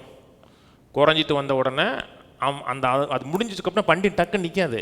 இப்போ வர காரில் ஸ்பீடாக போக முடியாது. இப்போ வர காரில் நீங்கள் முடிஞ்சுன்னா நீங்கள் தலையில் ஏறி நின்னா கூட 50 தாண்டாது. ஏன்னா சீக்கிரமாக போடுன்னு சொல்லும். அதுக்கப்புறம் 30 கிலோமீட்டர் ஓடும். அது வர வண்டி ஓட்டக்கூடாது. ஓட்டினீங்கன்னா அப்புறம் நீங்கள் ஓரமாக வண்டியை நிப்பாட்டிடணும். கொஞ்சோண்டு குறையிறது மாதிரி இருக்குது பார்த்தீங்களா, அப்போவே கர்த்தரோட சமூகத்துக்கு ஓடி வந்துடணும். எல்லாம் வறட்சியாகிற வரை விடக்கூடாதுங்க. கர்த்தருடைய சமூகத்தில் அந்த காலியாகிற நேரத்தில் கர்த்தருடைய பிரசனத்துக்கு கீழே வந்துட்டோம்னா புத்துணர்ச்சி அடைஞ்சிருவான், புது பலன் அடையலாம். அதான் கர்த்தருடைய சமூகம். இது இந்த complete Jewish Bible. He invigorates the exhausted, he gives strength to the powerless. சோர்ந்து போகிறவனுக்கு, அப்படியே எக்ஸாஸ்டட் ஆனவனுக்கு, ஒன்றும் இல்லாதவனுக்கு அவர் உற்சாகத்தை கொடுக்குறார். உற்சாகம்னா புது பலன், புது ஸ்ட்ரென்த்தை கொடுக்குறார். பவரே இல்லாதவனுக்கு பவர் கொடுக்குறார். எங்கே? கர்த்தருக்கு காத்திருக்கிறவன். அப்படி புது பலனும் புது ஸ்ட்ரென்த் வந்ததுக்கப்புறம் அப்படி இருக்கிறது கிடையாது. கர்த்தர் சொன்னதை போய் செய்கிறது. புது பலன் வந்துருச்சு அப்படின்னு சொல்லி உலகத்துக்கு ஓடுறது கிடையாது. கர்த்தர் என்ன சொன்னாரோ அதை செய்கிறது. அதுதான் இங்கே நடக்குது. புது பலன் அடைகிறாங்க, புது ஸ்ட்ரென்த்து உண்டாகிறாங்க. அந்த வசனம் பாருங்களேன். 2ஆம் வசனத்தை கர்த்தர் பேசுகிறார். 3ஆம் வசனத்தை திரும்பி உங்களை உபவாசம் பண்ணி ஜெபிச்சான்னு இருக்கு. 2ஆம் வசனத்துலையும் உபவாசம் பண்ணி ஜெபிக்கிறாங்க, கர்த்தர் பேசுகிறாரு. திரும்பி 3ஆவது வசனத்துலையும் உபவாசம் பண்ணுறாங்க, ஜெபிக்கிறாங்கன்னு இருக்கு. அதான் கிறிஸ்தவ வாழ்க்கை. யாத்திராம் 14 திருப்போம். யாத்திராம் 14 சம்பவம் தெரியும். இஸ்ரேல் மக்கள் எகிப்தின் அடிமைத்தனத்திலிருந்து வெளியே வர்றாங்க. அன்றைக்கி எகிப்தின் அடிமைத்திலேருந்து வெளியே வர்றதுனா சாதாரண விஷயம் கிடையாது. எகிப்து வந்து அன்றைக்கி பெரிய இராணுவ பலம் உள்ளது சாம்ராஜ்யம். அன்றைக்கி இருக்கிற சாம்ராஜ்யத்திலே மிகப்பெரிய சாம்ராஜ்யம் எகிப்திய சாம்ராஜ்யம். எகிப்திய சாம்ராஜ்யத்திலேருந்து ஒரு மனிதனை வெளியே விடுறாங்கன்னா சான்ஸே கிடையாது, வாய்ப்பு. அதாவது இயற்கை சக்தியினால் முடியாத ஒரு காரியம். இன்னொன்றுக்கு அவன் விட வேண்டிய அவசியமும் கிடையாது. அந்த அடிமைகள் இல்லைன்னா அவங்களோட பொருளாதாரம் போயிடும். இவர்கள் தான் அவங்களோட பொருளாதாரத்துக்கு முக்கியமான ஆட்கள். நான் சொன்னது புரியுதுங்களா? இன்னைக்கு இதுக்காக சொல்லலை, நிறைய நம்ம தமிழ்நாட்டுடைய பொருளாதாரம் வட இந்தியாவை சார்ந்து தான் இருக்குது. எல்லா இடத்துலையும் அவன் தான் வேலை செய்கிறான். நம்ம மக்கள் வேலைக்கு போக மாட்டாங்க தெரியுமா? பெரும்பாலும் நம்ம மக்கள் போகிறது கிடையாதுங்கிறாங்க. ஏன்னா மாதம் 1000 ரூபா, மாதம் 1000 ரூபா, 25 கிலோ அரிசி ஃப்ரீ, ஃப்ரீ பஸ்ஸு. அதனால் பெரும்பாலும் யாரும் வேலைக்கு போகிற கிடையாது. அப்போ யாருமே வேலைக்கு போகிறோன்னா பொருளாதாரம் குறைஞ்சிரும், நாட்டுடைய பொருளாதாரம் இது குறைஞ்சிரும். அவன் வேலை பார்க்குறான். அன்னைக்கு எகிப்துடைய பொருளாதாரத்தை தாங்கினது இஸ்ரேல் மக்கள், அடிமைகள். இவர்கள் வெளியே போயிட்டாங்கன்னா பொருளாதாரம் அடிபட்டுரும். எல்லா கட்டுமான பணி அத்தனை இவன் செய்கிறான். இவன் வெளியே போகணும், இவன் அடிமைத்தனத்திலிருந்து விடுதலை ஆக்கணுங்கிறதுக்கு எந்த ப்ரெஷரும் கிடையாது, எதிர்கட்சி கிடையாது. அங்கே அரசியல் பண்ண முடியாது. அங்கே பார்வோனுக்கு எதிராக நீங்கள் பேப்பரில் தலையங்க எழுத முடியாது. பார்வோனுக்கு எதிரான தலையங்க எழுதினீங்கன்னா மறுநாள் தலை இருக்காது. ஏன்னா பார்வோன் ராஜா இல்லை, ராஜாவுக்கு மேலே தெய்வம் மாதிரி. பார்வோன் வெறும் ராஜா இல்லைங்க, எகிப்து மக்களுக்கு தெய்வம் மாதிரி. அவனை யாரும் எதிர்த்த முடியாது. கர்த்தர் தன்னுடைய ஓங்கிய பயத்தினாலும் நீட்டப்பட்ட தர கரத்தினால் வெளியே கொண்டு வர்றார், அற்புதமாக வெளியே கொண்டு வர்றார். கொண்டு வர்றது மட்டுமல்ல, விடுதலை ஆக்குறது மட்டுமல்ல, அவங்களுக்கு சரீரத்தில் சுகத்தையும் கொடுத்தாரு. சரீரத்தில் சுகத்தை கொடுத்தது மட்டுமல்ல, பணத்தையும் கொடுத்தாரு. அதான் மீட்பு. விடுதலை, சுகம், பணம் கொடுக்குறாரு. வெளியே வந்தோன்னே செங்கடல். கவனிச்சுவாங்க. ஆவியானவர் செய்கிற காரியங்களை சொல்கிறேன், எப்படி ஆவியானோட மூவ் பண்ணுறான்னு சொல்கிறேன். செங்கடல் பின்னாடி எகிப்தின் சேனை விரட்டுது. எதுக்கு விரட்டுனா காலி பண்ண விரட்டுது. என்ன, எகிப்தின் பொருளாதாரத்தை முடிச்சுட்டு போயிட்டான். இவனால் பயிர் சேதம், உயிர் சேதம், அப்புறம் ஆடு மாடுகள்லாம் சேதமாகி போச்சு. பெரிய சேதத்தை ஏற்படுத்திட்டு வீட்டில் எல்லாம் மூத்த பிள்ளையும் செத்து போச்சு. இவங்களால இவனை காலி பண்ணணும்னு வர்றான். வரும் பொழுது கர்த்தர் இங்கே பேசுகிற செங்கடலுக்கு முன்னாடி நிற்கிறாங்க. அவங்கள கர்த்தர் டீல் பண்ணுறாரு. மேக ஸ்தம்பமாக கணிசமாக நிப்பாட்டுறாரு. செங்கடலுக்கு முன்னாடி நிற்கிறாங்க. முதல்ல சொல்கிறார், நீங்கள் தரித்து நின்று நானே தேவன் என்று அறிந்து கொள்ளுங்கள். கொஞ்சம் ரெஸ்ட் எடுங்க. ரெஸ்ட் எடுத்து நான் தேவன் என்பதை பாருங்க. அதான் ஆராதனை. அமர்ந்திருந்து நான் தேவன் என்பதை அறிந்து கொள்ளுங்க. வாசிப்போம். யாத்திரா 14. கர்த்தர் உங்களுக்காக யுத்தம் பண்ணுவார், நீங்கள் சும்மா இருப்பீர்கள் என்றார். அப்பொழுது கர்த்தர் மோசையை நோக்கி, நீ என்னிடத்தில் முறை இருக்கிறது என்ன? புறப்பட்டு போங்கள் என்று இஸ்ரவேல் புத்திரருக்கு சொல்லு. முதல்ல 13 சொல்றாரு, பயப்படாதிருங்கள், நீங்கள் நின்று கொண்டுனா ரெஸ்ட் எடுத்து இந்த கர்த்தர் உங்களுக்கு செய்யும் ரட்சிப்பை பாருங்கள். இன்றைக்கு நீங்கள் காண்கிற எகிப்தியரை இனி என்றைக்கும் காண மாட்டேன்னு சொல்லிட்டு கர்த்தர் யுத்தம் பண்ணுவார், நீங்கள் சும்மா இருப்பீங்கன்னு சொல்லிட்டு அதோட முடியலை. அப்புறம் சொல்கிறார், என்னிடத்தில் முறையிடுகிறது என்ன? நீங்கள் புறப்பட்டு போங்கிறாரு. சில டிரான்ஸ்லேஷன் காமிக்கிறேன். புறப்பட்டு போங்கிறாரு. New American standard bible. Then the Lord said to Moses, why are you crying out to me? Tell the sons of Israel to go forward. முன்னேறி போக சொல்லு. அடுத்து இது God's word translation. Then the Lord said to Moses, why are you crying out to me? Tell the Israelites to start moving. Move பண்ண சொல்லு. கீழே அடுத்து NLT. Then the Lord said to Moses, why are you crying out to me? Tell the people to get moving. அடுத்து இதான் எனக்கு ரொம்ப பிடிக்குது, இந்த living Bible. Then the Lord said to Moses, quit praying and get the people moving forward and march. ஜெபம் பண்றதை நிப்பாட்டு, வேலையா பாருங்கிறாரு. சொன்னது புரியுதுங்களா? கர்த்தருடைய சமூகத்தில் இருந்தீங்க, கர்த்தர் சொன்னாரு, கர்த்தர் மூவ் பண்ண சொல்லிட்டாருன்னா ஜெபிச்சிட்டே இருக்கக்கூடாது, போயிட்டே இருக்கணும், மூவ் ஆகணும், ஃபார்வர்ட் ஆகணும். நிறைய மக்கள் ஃபார்வர்டே ஆக மாட்டாங்க, அதனால தான் முன்னேறதே கிடையாது. கர்த்தர் சொன்னாருங்க, அன்னைக்கு ஆதி திருச்சபையில் 2 பேரும் மூவ் ஆனாங்க. மூவ் ஆனதுனால தான் நீங்கள் உலக சரித்திரத்தில் இவ்வளவு ரிசல்ட் வந்துச்சு, இவ்வளவு சத்தியங்கள் வெளிப்பட்டுச்சு. நிறைய மக்கள் கர்த்தர் சொன்னாலும் போக மாட்டாங்கன்னா அவங்களை குறித்து கர்த்தர் என்ன செய்ய சொன்னாரோ செய்யவே மாட்டாங்க. கடைசி வரை ஜெபிப்பாங்க, ஜெபித்துக்கிட்டே இருப்பாங்க. என்ன பண்ணுறீங்க? ஜெபிச்சுக்கிட்டு இருக்கேன். எதுக்கு ஜெபிச்சிருக்கீங்க? கர்த்தர் சொன்னார், அது எப்படி செய்யறதுன்னு ஜெபிச்சுக்கிட்டு இருக்கீங்க. கர்த்தர் சொன்னார் ஜெபத்தை நிப்பாட்டு, வேலையை பாருனர். நிறைய மக்கள் கர்த்தரை சார்ந்து போக மாட்டாங்க. கர்த்தரை சார்ந்து ஒரு பிஸ்னஸ் பண்ண மாட்டாங்க. கர்த்தரை சார்ந்து ஒரு காரியத்தை முயற்சி எடுக்க மாட்டாங்க. இவங்க மூவ் ஆகுறாங்க. மூவ் ஆனதுக்கப்புறம் தான் செங்கடலை திறந்துச்சு. செங்கடல் திறந்ததுக்கப்புறம் மூவ் ஆகலைங்க. யூத சரித்திரத்தில் என்ன சொல்கிறாங்கன்னா, நகசோன் இருக்கா பார்த்தீங்களா, யூத மக்களுடைய அந்த அங்கே வெளியேருந்து வந்த ஃபஸ்ட்டு யூத மக்களுடைய ஹெட்டு, அவன் குதிரையில் கீழே இறங்கும் போது அந்த கடல் தண்ணி அந்த குதிரையுடைய மூக்குள்ள ஏற வர குதிரையை உள்ளே விட்டாங்கிறாங்க. உள்ளே விட்ட உடனே கர்த்தர் கீழ்காற்றை அனுப்புகிறார். கீழ்காற்றை அனுப்பி வெட்டாந்தரையாக மாற்றி உள்ளே நடந்து போனாங்க. இவங்க போனாங்க. இவங்க போனதை பார்த்து பின்னாடி ஒருத்தன் வந்தான், அவன் செத்து போனான். ஏன் இவன் ஜாகலை, அவன் ஜாத்தான்?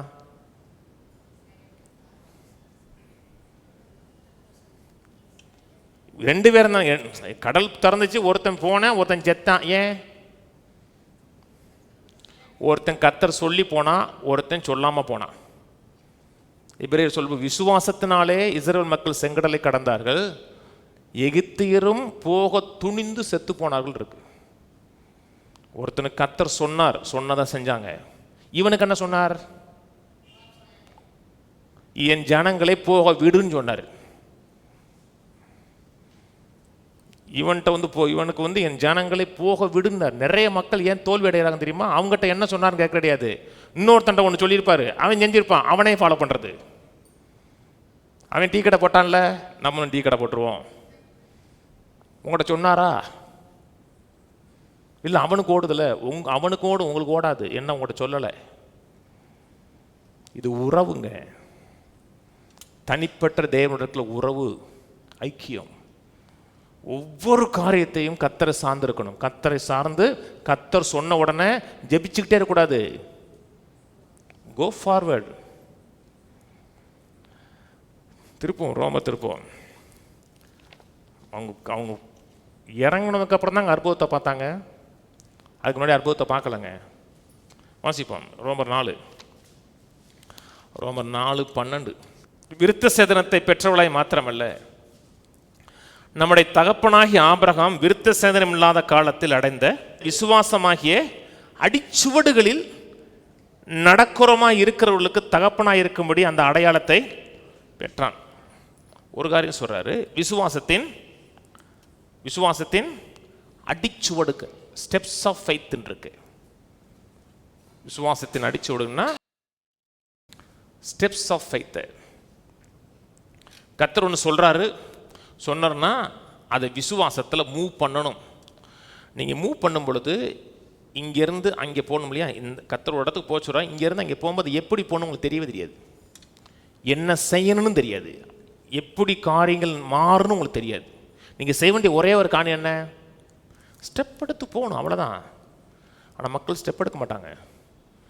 ஆலோசனை பண்ணுவாங்க, பகுத்தறிவாங்க, புள்ளி விவரத்தை பார்ப்பாங்க, 4 பேர்கிட்ட ஆலோசனை பண்ணுவாங்க, உபவாசம் பண்ணுவாங்க, ஜெபிப்பாங்க. கர்த்தர் சொன்னார் போனார். என்ன சொல்கிறனோ அதை செய்யினர். ஜெபிச்சுட்டே இருக்க கிடையாதுங்க. சில மக்கள் ஜெபிக்க மாட்டாங்க, போவாங்க, ஏன்னா அவங்களா செய்வாங்க. சில மக்கள் கர்த்தர் சொன்னதுக்கப்புறமும் போக மாட்டாங்க. ஒரு மக்கள் கர்த்தர்கிட்ட எந்த வார்த்தையும் வராது, அவங்களாம் செய்வாங்க, தோல்வி அடைவாங்க. சில மக்கள்கிட்ட கர்த்தருடைய வார்த்தை வந்ததுக்கப்புறமும் போக மாட்டாங்கன்னா ஒன்று செய்வதற்கு துணிய மாட்டாங்க. எதை செய்ய சொன்னாரோ அது துணிய மாட்டாங்க. அப்போ கவுன்சிலிங் தேவையில்லை. பாஸ்டர் கர்த்தருடைய கர்த்தர் எனக்கு வார்த்தை சொன்னார், கொஞ்சம் ஆலோசனை வேணும். இப்போ ஆலோசனை என்னென்னா, கர்த்தர் சொன்னாரா இல்லையான்னு ஆலோசனை. கர்த்தர் சொன்னார்னு தெரியுமா? சொன்னார்னு தெரிஞ்சுன்னா விசுவாசத்தில் செயல்படணும். ஆபிரகாம்கிட்ட சொன்னார், ஆபிரகாமை குறித்து பேசுகிறது, அவன் போகும் இடம் இன்னதென்று தெரியாமல் போனான் இருக்கு. வெளியே போன்ட்டார். உன் தகப்பன் வீட்டை விட்டுட்டு வெளியே போன்ட்டாரு. எந்த இடம் சொல்லவே இல்லை. எப்படி போனா? நீங்கள் ஸ்டெப் எடுத்து போனீங்கன்னா கர்த்தர் சொல்லுவார், உங்கள்கிட்ட கரெக்டாக சொல்லுவார்.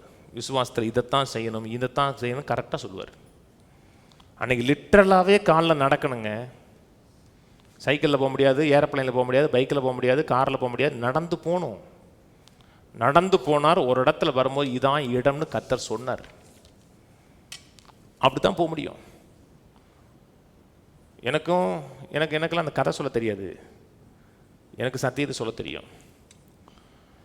எனக்கு ஊழியம் செய்யணும் வாஞ்ச இருந்துச்சு ரொம்ப நாளாக. அந்த காலிங்க ரசிக்கப்பட்ட நாளே இருந்துச்சு. போக்கத்தை உனக்கு போதகர் வேலைன்னு வரல. நான் லிட்ரலாகவே எனக்கு அந்த ஆசை இருந்துச்சு.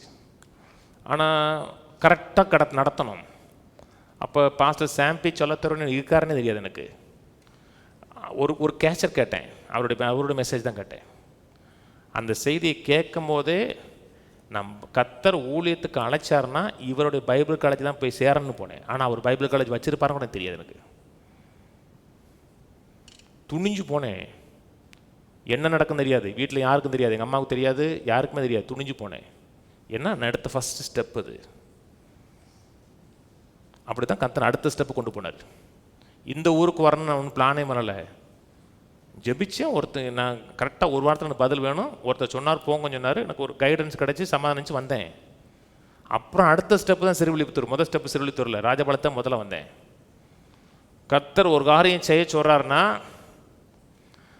விசுவாசத்தில் போகணும். அந்த கம்ஃபர்ட் ஜோன் இருக்கும் பார்த்தீங்களா, அதை விட்டு வெளியே போகணும். ரொம்ப பேருக்கு அந்த சௌரியமாக வாழ்ந்து பழகினாங்க பார்த்தீங்களா, அதை விட்டு போக மாட்டாங்க. நான் சௌரியமாக வாழ்ந்து பழகினது மதுரை தான். அந்த ஜோனை விட்டு வெளியே வந்தேன். கர்த்தரை சார்ந்து வந்தேன். யார் தெரியும்? ஒருத்தருமே தெரியாது எனக்கு. இப்போ ராஜபாளையத்தில் நிறைய தெரு எனக்கு தெரியாதுங்க. கர்த்தரை சார்ந்து கர்த்தர் சொன்னார்னா செய்யுங்க. செஞ்சீங்கன்னா அதான் அற்புதம். முதல்ல கர்த்தருடைய சமூகத்தில் இருக்கணும், கர்த்தர் சொல்கிறத கேட்கணும், அப்புறம் துணிஞ்சு செயல்படணும். எலிசாட்ட கர்த்தர் சொல்கிறாரு, கேரித் ஆற்றங்கரைக்கு போனாரா? போறார். துணிஞ்சு போறார். தேசத்தில் எங்கேயுமே பஞ்சம், சாப்பாடு கிடையாது. துணிஞ்சு போறாரு. இரவும் காலை மாலையும் கர்த்தர் சாப்பாடு போட்டார். அதுக்கப்புறம் சாரி பார்த்து விதவி விட்டு போறாரு. சாரி பார்த்துங்கிறது எசபேலோட சொந்த ஊர்.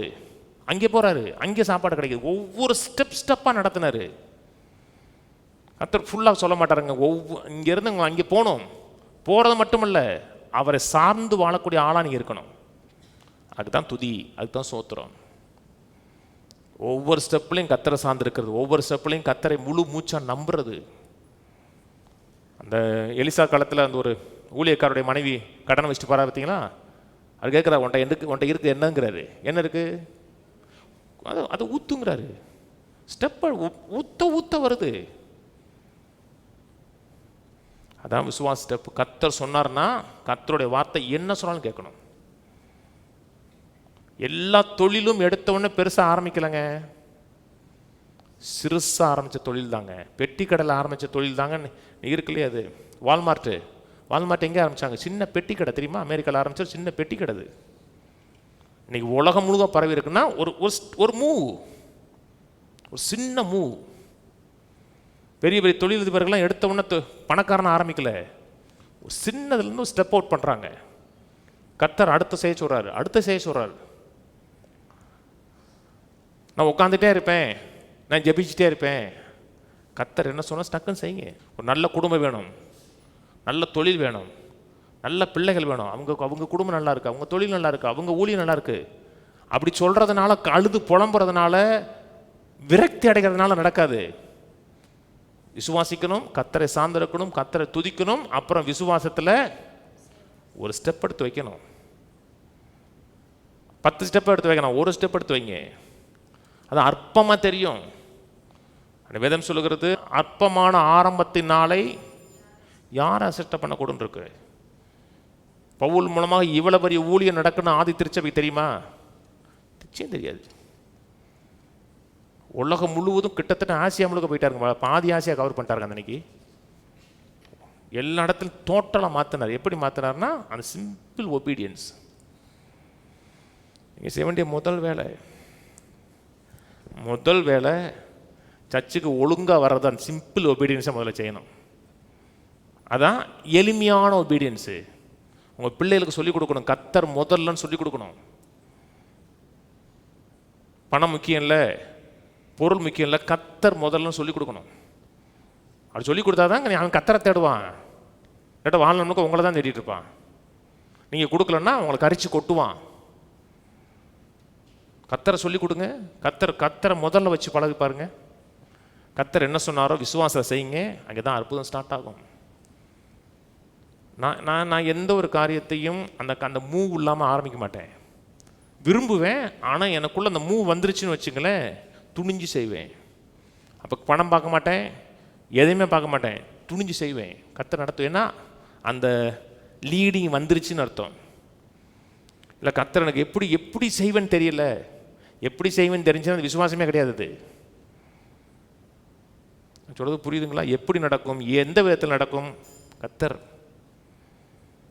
அதுதான் கர்த்தரை சார்ந்து வாழ்றது, துதிப்பது. ஆரம்பிச்சிட்டோம். பாஸ்டர் ஃபுல்லாக அடைஞ்சிட்டீங்கன்னு கேட்டால் அடையலை, ஆனால் அடைவேன். இதுவரை நடத்தி வந்தவர் இன்னும் அதுவரை நடத்துவார். செய்ய வேண்டிய ஒரே ஒரு காரியம், அவரோட பிரசன்னத்தை ஃபீல் பண்ணணும். கூட ஒருத்தர் இருக்கிறார், அந்த உணர்வை நினைக்கணும். அந்த அவர் உணர்வை கூட இருக்கிறார் அந்த ஃபீலிங் இருந்துச்சுன்னா வாழ்க்கை மாறும். அதான் ஆராதனை. அவரோட பிரசன்னத்தை சென்ஸ் பண்ணுறது, அப்புறம் அவர் பேசுகிறத சென்ஸ் பண்ணுறது. அப்படி பண்ணி பாருங்க, அங்கே தான் வெற்றி, அங்கே தான் உயர்வு இருக்கிறது. நான் அடிக்கடி சொல்கிறேன், வேலை தேடாதீங்க, வேலையை உருவாக்குங்க. இன்றைக்கி வேலையெல்லாம் கிடையாதுங்க. இன்றைக்கி வேலைக்கு எடுக்கிறதை காட்டிலும் வேலையை விட்டு எடுக்கிறதா நிறைய நாட்டில் இருக்குது. அப்போ நீங்கள் என்ன செய்யணும்? வேலையை உருவாக்கணும். 10 பேருக்கு வேலையை கொடுக்கணும். எப்படி? கர்த்தர்ட்ட தேடணும், கர்த்தர்ட்ட சொல்லணும், நேரம் செலவழிக்கணும். நேரம் செலவழித்து 1/2 மணி நேரம், 1 மணி நேரம், 2 மணி நேரம் கர்த்தருடைய பிரசன்னத்தில் கர்த்தருடைய மகத்துவங்களை பேசணும். பேச பேச உங்களோட ஆவி டியூன் ஆகும். உள்ளே இருக்க ஜீவனோடு கனெக்ட் ஆவீங்க. உள்ளே இருக்க ஜீவனோடு கனெக்ட் ஆனீங்கன்னா உள்ள உங்களை கொண்டு என்ன செய்யணும் வச்சுருந்தாரோ அது மைண்டுக்கு தெரிஞ்சிடும். உள்ள மைண்டுக்கு தெரிஞ்சிருச்சுன்னா ஒரு ஸ்டெப்பு விசுவாசத்தில் எடுங்க, 1 மட்டும் செய்யுங்க, அப்புறம் அடுத்து காமிப்பார். ஏன்னா முழுக்க காமிக்கிட்டோம், பணம் வரட்டும், பணமே தேவையில்லை, விஷன் வேணும். விஷன் இருந்துச்சுன்னா ப்ரொவிஷன் இருக்கும். அந்த விஷன் கர்த்தருக்கு உறவுல தான் வருது. நான் சொல்கிறது புரியுதுங்களா? இது வந்து விளையாட்டுக்கு, அதாவது கேர்லெஸ்ஸாக வாழ்கிற ஆட்கள் கிடையாது. நான் போனேன், அவர் தலையில் ஜெபிச்சிட்டாரு, சோம்பேறிகளுக்கெல்லாம் கிடையாது. இது கமிட்டட் பீப்புள். உலகத்தில் ஜெயிச்ச எல்லாருமே பரதேசமாக சுற்றி தெரிஞ்சவங்க ஜெயிக்கலை. கர்த்தருடைய சமூகத்தில் வெயிட் பண்ணி காத்திருந்தா பார்த்தீங்களா, அவன் தான் ஜெயிப்பான். மக்கள் சிலர் வந்து ஃபேஸ்புக்கில் தவம் கிடக்கிறதுங்க, தவம் கிடக்கிறது. எல்லாத்துக்கும் லைக்கு, எல்லாத்துக்கும் கமெண்ட்ஸு, அப்புறம் இவன் போட்டதுக்கு எவன் கமெண்ட்ஸ் போடுறான். எப்படி தான் உங்களுக்கு நேரம் இருக்குது, அவ்வளோ நேரம் இருக்குன்னு தெரியல. உருப்பிட முடியாது. எனக்கெல்லாம் ஃபேஸ்புக் விட்டு வெளியே போன ஆசை தான். நம்ம டெய்லி போட வேண்டியிருக்கு, அதனால் ஃபேஸ்புக்கில் இருக்குது. என் ஃபேஸ்புக்கை பார்த்து சொன்னது, அன்றைக்கி சத்தியில் பார்த்தேன், ஒய்ஃப் சொன்னாங்க ஃபேஸ்புக்கில் இருக்கலான்னு கேட்டாங்க. ஃபேஸ்புக்கில் ஆக்டிவாக இருக்கேன். நான் ஆக்டிவாக இல்லை, ஆனால் நெட்டு ஓப்பனாகவே ஆக்டிவ் காமிக்கும். நான் ஃபேஸ்புக்கில் எங்கேயாச்சும் போட்டுக்கிட்டு இருப்பாங்க, போஸ்டிங் போடுவாங்க, எங்கேயாச்சும் ஓப்பனாக இருந்தால் கூட எனக்கு ஆக்டிவ் காமிக்கும். அதெல்லாம் நேரம் செலவழிக்காதீங்க, கர்த்தரோட டைம் செலவுங்க. கர்த்தரை துதிங்க, கர்த்தரை பேசுகிறத கேளுங்க, அப்புறம் துணிஞ்சு செய்யுங்க. அற்புதம் நடக்கும், புது பலன் உண்டாகும், சத்து உண்டாகும், எழுந்து நிற்போம். பிதாவை நம்ம துதிக்கிறோம், ஸ்தோத்திரிக்கிறோம், நன்றி செலுத்துகிறோம். கிருபையுள்ள தேவனே, தயவுள்ள தேவனே, சமாதானத்தின் தேவனே, சகலவித சமாதானத்தினாலும் சத்துவத்தினாலும் நிரப்புகிறவரே, ஜீவனுக்கு ஆதாரமாக இருக்கிறவரே, உடைய பிரசன்னத்தில் எல்லாம் இருக்கிறது. உடைய பிரசன்னத்தில் சுகம் இருக்கிறது, உடைய பிரசன்னத்தில் ஜெயம் இருக்கிறது, உடைய பிரசன்னத்தில் வாழ்வு இருக்கிறது. கர்த்தாவே, உம்மை துதிக்க, உம்மை ஸ்தோத்திரிக்க, உடைய சமூகத்தில் நேரம் செலவழிக்க எங்களுக்கு உதவி செய்கிறக்கா நன்றி. கேட்ட மக்களை ஆசீர்வதிக்கிறேன். இன்னும் அநேகர் கர்த்தாவே ஒன்று கூடி உம்மை ஆராதிப்பதற்கு, உம்மை மகிமைப்படுத்துவதற்கு அந்த உணர்வுள்ள இருதயத்தை தர வேண்டுமா ஜெபிக்கிறோம். கர்த்தரை தேட, கர்த்தருடைய சமூகத்தில் ஆராதிக்க, கர்த்தர் அவர்களுக்கு அந்த உணர்வுள்ள இருதயத்தை, ஞானமுள்ள இருதயத்தை கொடுத்தறதுக்காக நன்றி. அதிகமாக உடைய சமூகத்தில் நேரம் செலவழித்து உடைய வல்லமையில பலப்பட உதவி செய்யறதுக்காக நன்றி. கனமும் மகிமையும் துதி உமக்கு உண்டாகட்டும். இயேசு கிறிஸ்துவின் நாமத்தில் பிதாவே, ஆமென். இந்த கர்த்தராகிய இயேசு கிறிஸ்துவுடைய கிருபையும் பிதாவாகிய தேவனோட அன்பும் பரிசுத்தாவின் ஐக்கியமும் நம்ம அனைவரோடு கூட இன்றைக்கும் என்றைக்கும் கிறிஸ்துவின் வரியை மட்டும் இருப்பதாக. கர்த்தரோட ஆசீர்வதித்து எல்லா தீமைக்கு விலக்கி காக்க கடவர். கர்த்தர் தம்முடைய தயவுள்ள முகத்தை உங்களை பிரகாசிக்க பண்ணி உங்களுக்கு கிருபையாயிருக்க கடவர். கர்த்தர் தம்முடைய முகத்தை உங்களை பிரசன்னமாக்கி சமாதானம் கட்டளையிட கடவர். கர்த்தரோட ஆசீர்வதித்து ஜீவனோடு, சுகத்தோடு, தீர்க்காயுசோடு 120 ஆண்டுகளுக்கு மேலாக நிறைவோடு வாழ வைப்பாராக. ஆமென், ஆமென், ஆமென்.